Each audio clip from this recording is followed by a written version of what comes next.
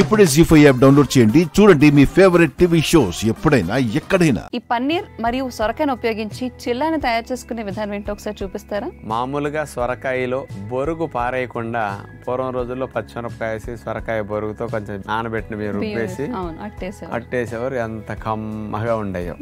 కానీ అందులో శక్తి రాదు, కానీ రుచి బాగుంటుంది, వేస్ట్ అవ్వకుండా బాగానే తిని ఉండొచ్చు.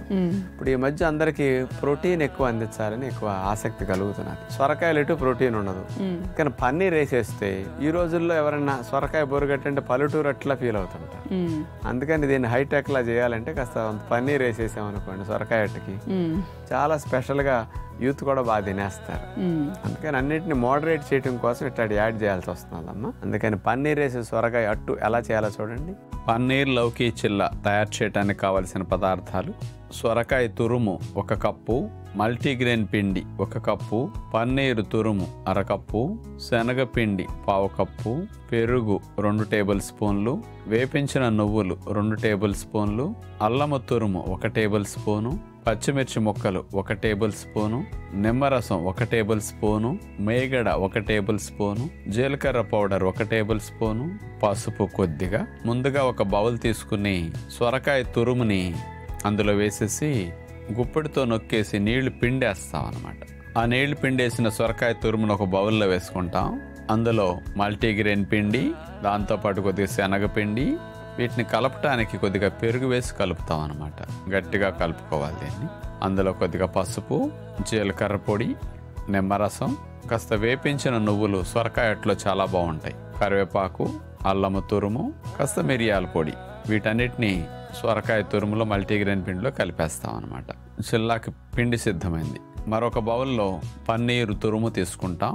దానికి పచ్చిమిరపకాయ ముక్కలు, కొత్తిమీర, చాట్ మసాలా, జీలకర్ర పొడి, వీటన్నిటిని వేసేసి కలిపేస్తాం. ఇక 2 పక్కన పెట్టుకుంటాం. ఒక అరిటాకు గుండ్రంగా కట్ చేసుకుని దానిపైన మేగడ రాసేసి దానిపైన సొరకాయ తురుముతో చేసిన పిండిని అందులో వేసేసి ఉండలాగా చేతి వేళ్లతో అట్లా పల్చగా సర్దిన తర్వాత ఒక నాన్ స్టిక్ పాత్ర పెట్టేసేసి దాని మీద మేగడ రాసేస్తాం. అరిటాకుతో కలిపి లేపేసి దాని మీద బోర్లించి నిదానంగా అరిటాకును మనం తీసేసేయాలి. అట్లయితే ఈ సొరకాయ పన్నీర్ చిల్ల ఇరిగిపోకుండా బాగా వస్తుంది అనమాట. ఈ సొరకాయ అట్లా అట్టు వేసేసాక దానిపైన పన్నీరు, పచ్చిమిరపకాయతో చేసిన ఏదైతే స్టఫింగ్ ఉందో దానిపైన అట్లా చల్లేసేసి మూత పెట్టేసి ఒకవైపు కాలిన తర్వాత తిరగేసి మరోవైపు కూడా కాలుస్తాం. అట్లా 100 గ్రాముల పన్నీర్ తీసుకుంటే దగ్గర 22-23 గ్రాముల ప్రోటీన్ మాత్రం అందులో లభిస్తుంటుంది మనకి. అందుకని పన్నీర్ని ఎప్పుడన్నా వారానికి 1-2 సార్లు 3 సార్లు వాడుకున్నా లాభాలు ఉంటాయి, నష్టమే ఉండదు. కాస్త ఎక్కువగా పన్నీర్ రెగ్యులర్గా తింటే కొంత కొలెస్ట్రాల్ రిస్క్ కొంచెం ఉంటుంది. కొలెస్ట్రాల్ రిస్క్ ఎక్కువ ఉన్నవారు కొంచెం తక్కువ మోతాదులో వాడుకుంటే మంచిది అనమాట. ఓకే, విన్నారు కదండి. మరి ఈ రెసిపీకి సొరకాయ కంటే ఆనపకాయ బాగుంటుందని నాకు అనిపిస్తుంది డాక్టర్ గారు. ఎందుకంటే ఆనపకాయలు అయితే బొరుగు ఎక్కువగా ఉంటుంది, సొరకాయలో కొంచెం తక్కువగా ఉంటుంది కాబట్టి. మరి పోషకాలు అన్నింటిలో ఒకలానే ఉంటాయి కాబట్టి డాక్టర్ గారు చెప్పిన విధానంగా మీరు ఈ రెసిపీని మీ ఇంట్లో ప్రయత్నించి చూడండి. మనందరికీ కూడా హెక్టిక్ డే ఉన్నప్పుడు వ్యాయామాలు చేయడానికి కానీ, ప్రాణాయామం చేయడానికి కానీ దేనికి టైం ఉండదు. మరి ఇంత హెక్టిక్ డే అయిన తర్వాత అందరూ వచ్చి సోఫాలో కూలిపోయి టీవీ చూస్తూ ఉంటారు. దానివల్ల రిలాక్సేషన్ కంటే కూడా మెదడు ఎక్కువ పాడయ్యేదే ఉంటుంది. దాని బదులుగా కాసేపు రిలాక్స్ అవ్వాలంటే కనుక ఏం చేయాలో చూపిస్తారా?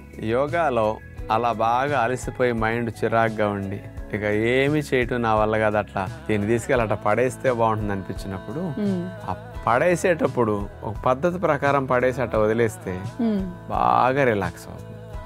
బాలకాసన్ పిల్లలు కూడా చూడండి పద్ధతిలో పెట్టి పడుకుంటారు అలసిపోయినప్పుడు. ఇప్పుడు 5 రకాల పద్ధతులు ఉన్నాయి.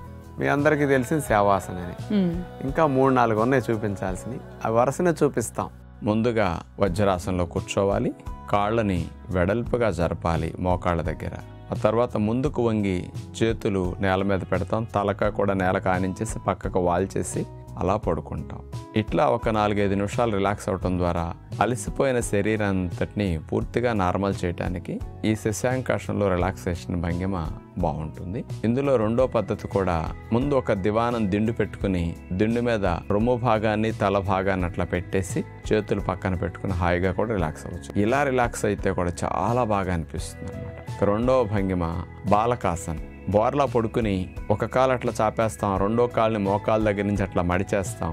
మెడని అట్లా పక్కకు వాల్చేసి చెయ్యి అట్లా నేల మీద పెట్టుకుని మోకాలు మడిచి నేల కానిచ్చిన వైపే మనం తల చేతులు అట్లా పెట్టేసుకుని పడుకుంటాం అన్నమాట.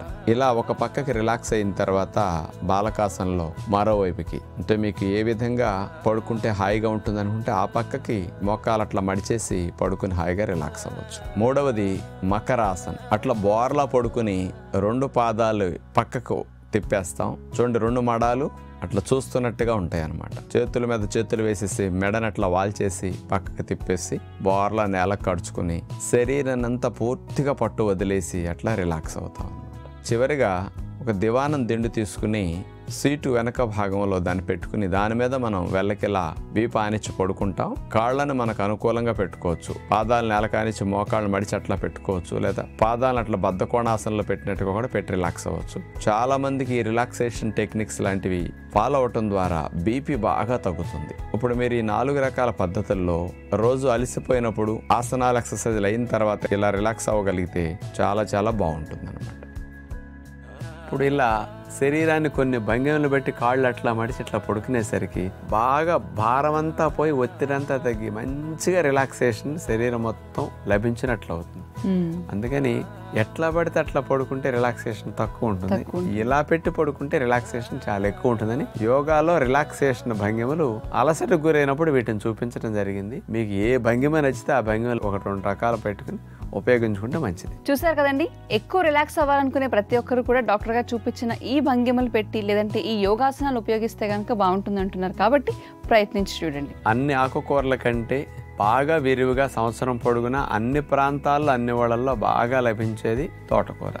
అట్లాగే పెంచుకోవాలన్నప్పుడు కూడా ఫస్ట్ ఎవరైనా పెంచుకుంటే తోటకూరే పెంచుకుంటారు. అవును, సులభం కూడా, విత్తనాలు కూడా సులువుగా వస్తాయి, పాడైపోవటం అట్లా ఉండదు. ఎదిగినా కాడాలన్నా మిగిలితే ఆకుపోయినా అన్ని పనికొస్తాయి. అందుకని అలాంటి తోటకూరని తీసుకుంటే ప్రధానంగా లాభాలు ఏమిటంటే, లేత తోటకూర మన చిన్న చిన్న కట్టలు అమ్మే తోటకూర తింటే ఒక రకమైన లాభం ఉంటుంది.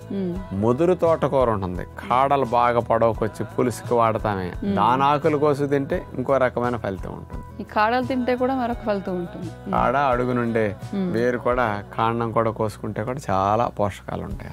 ముఖ్యంగా తోటకూరలో కాల్షియం అనేది 100 గ్రాముల తోటకూరలో 400 మిల్లీగ్రాముల కాల్షియం లభిస్తుంది. ఏదో కంటికి ఒకటే అనుకున్నారు మీరు, అంత కాల్షియం ఉంటుంది. అందుకని సహజంగా లభించే ఆకుకూరలు అన్నింటిలో కల్లా ఎక్కువ భాగం లభించేది కాల్షియం తోటకూరలు అని చెప్పొచ్చు. అందుకని ఎముక పుష్టికి, ఎముక కావలసిన ఫాస్ఫరస్ అని బాగా వెళ్ళటానికి కూడా తోటకూర మంచిది. రెండోది లవణాలు అనేవి, సోడియం లవణం అనేది అన్ని ఆకుకూరల కంటే ఎక్కువ ఉన్న ఆకుకూర తోటకూర నెంబర్ 1. ఇతర వాటిలో 50, 25, 40 సోడియం ఉంటుంది. కానీ 100 గ్రాముల తోటకూరలో 230 మిల్లీగ్రాముల సోడియం ఉంటుంది. అంత ఎక్కువ సోడియం. గట్టిగా అంత తోటకూర తిన్నామంటే రోజు మొత్తానికి సాల్ట్ వెళ్ళిపోతుంది. ఒక్క దాంట్లో ఇంకే రూపంలో సాల్ట్ వెళ్ళిపోయినా నష్టం లేదు. అంత న్యాచురల్ సోడియం ఇందులో ఉంటుంది. మూడోది, తోటకూర బాగా తింటే ఐరన్ కంటెంట్ ఎక్కువ ఉంటుంది. మరి లేత తోటకూరలో తక్కువ ఐరన్ ఉంటుంది. 5 గ్రాములు 4 గ్రాములు సైజుని బట్టి. కొంతమంది 5-6 రోజులు వారం రోజులు ఎదిగాక పొడ్డ తోటకూర తెచ్చేసుకుంటారు. అందులో 4-5 మిల్లీగ్రాముల ఐరన్ అట్లా ఉంటుంది, 3-4 మిల్లీగ్రాములు. అదే కాడలుగా చెట్టులాగా ఎదిగిన తర్వాత ఆకులు కోసుకుని కనుక వండుకుంటే 39 మిల్లీగ్రాముల ఐరన్ ఉంది అందులో. అసలు ఈ ఆకుల్లో ఇంత ఎక్కువ ఉండదండి. జీ5 యాప్ డౌన్లోడ్ చేసి అన్ని ఎపిసోడ్స్ పూర్తి ఉచితంగా చూడండి.